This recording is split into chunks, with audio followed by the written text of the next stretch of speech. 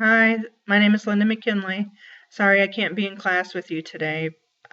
Out of town, but thank you for watching the video of my presentation. I'm going to have a little fun with the presentation. I entitled my project ISIS, which stands for Intensive Case Management to Prevent Surgical Infections in Veterans with Social Deprivation, or the ISIS project. So I'm just going to start with giving you a little background to surgical site infections. There's about 16 million surgical procedures that are performed each year in the United States, and about 2.5% of those will develop surgical site infections. It is the second most common hospital or healthcare associated infection, accounting for 17% of HAIs. It can result in prolonged hospitalization, rehospitalization, additional surgeries, certainly increased costs, and even deaths.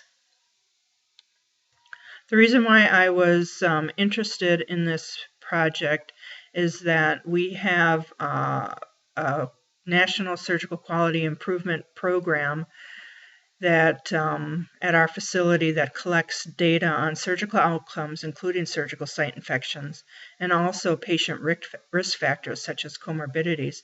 However, social risk factors are not collected. For instance, homelessness or inadequate social support. We have a NSQIP coordinator that began providing anecdotal reports of social issues in patients that were developing surgical site infections. So we decided to do a case control study on whether or not there was actual evidence to show that there was social issues going on in this patient population. So we looked at what were social determinants of health, and these are defined as any personal, social, economic, and environmental factors that influence either an individual or population health. Social deprivation, which is also a term used for social determinants of health, has been linked to poor health behaviors and outcomes. Social deprivation is known to cause stress, and there's also a body of literature supporting the role of psychosocial factors such as chronic stress in influencing health through biological processes, which we learned in our course this semester. So the case control study we did was to evaluate whether social deprivation was a risk factor for surgical site infection.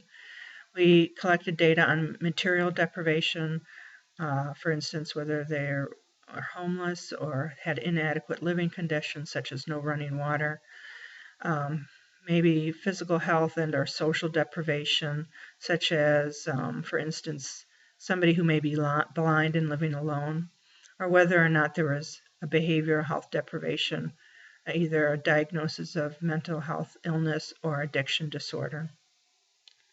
Our results were pretty strong. We found that patients with surgical site infections were 8 times the risk of having any category of social deprivation than subjects without a surgical site infections, and this was statistically significant. And then we also excluded anybody with a behavioral health deprivation indicator and found that patients with surgical site infections were 32 times the risk of having one of the material social deprivation factors in patients without surgical site infections. So we concluded that social deprivation was strongly associated with surgical site infections in our patient population. So this was the basis for my interest in this project, and the intervention is based on the hypothesis that there's a relationship between social deprivation and surgical site infection risk, which is mediated in part by deficiencies in self-care behaviors such as self-hygiene, tobacco cessation, post-op wound care, all of these behaviors during the perioperative period. So the intervention would have 3 steps. The first one would be to identify these patients with social deprivation, and then to evaluate their ability for self-care, and then how to optimize or have an intervention to optimize self-care behavior. So step 1 was identification of vulnerable patients. And this was actually what I did my concept paper on, was just looking at what the different screening tools are that are available to measure independent levels of social deprivation. So there was one that was developed to be used in a primary care setting, so that was the one that I'm interested in. It looked at material deprivation such as housing, dietary, transport issues, social deprivation, whether there's family, friends, community isolation, health deprivation, either physical, psychiatric, or even poor self-esteem, and then the common factor of socioeconomic status such as education, work, and healthcare access. The next two steps are based on the social cognitive theory and self-efficacy. I looked at several self-care models that were published in the literature, most which have used social cognitive theory as a basis for interventions. So the origin of social cognitive theory is from Bandura's social cognitive theory framework, which proposes that personal, such as cognition, behavioral, and environmental factors have a reciprocal interaction, but he emphasizes the critical role of cognition to perform behaviors. So the self-efficacy beliefs provide that a foundation for motivation, well-being, and accomplishment. And unless a person believes their actions can produce the outcome they desire, there's little incentive to try, especially in adversity. So self-efficacy interventions have been found to be a strong determinant of behavior and have produced some of the most consistent results in behavior change, such as in exercise or weight loss and smoking cessation are great examples of those. So in the second step, I wanted to evaluate patients' ability for self-care. And one of the most common ways to measure self-efficacy is looking at task-specific self-efficacy. So what is the person's belief in their ability to perform the task? Most of these scales are like a scale based 1 to 10, and they rate themselves whether they feel they're competent in performing the task or they don't feel any competence whatsoever on the opposite end of the spectrum. And you can do this just about for any task that you want to look at.